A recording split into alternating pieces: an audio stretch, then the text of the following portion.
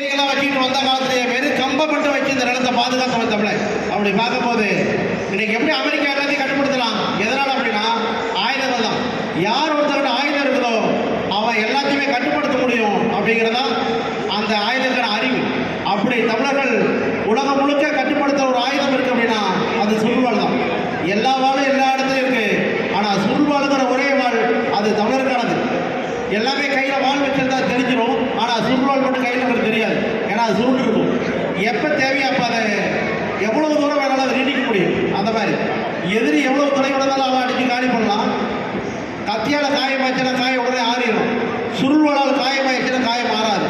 ஆறாத காயத்தை நம்ம உருவாக்கிட்டோம்னா போரை முடிவு கொண்டாடலாம். போரவே முடிவு கொண்டாட முடியும் ஒரு மிக முக்கியமான ஒரு கருவி இருக்கு அப்படின்னா அது சுருள்வாள் மட்டும்தான். எதிரி எவ்வளோ பெரிய ஆயுதம் கையில் வச்சதாலும் அவன் கையில் ஈஸி ஆயுதம் பிடிக்கிடலாம்.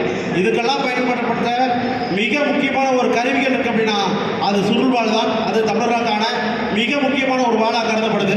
அந்த வாள் விளையாட்டு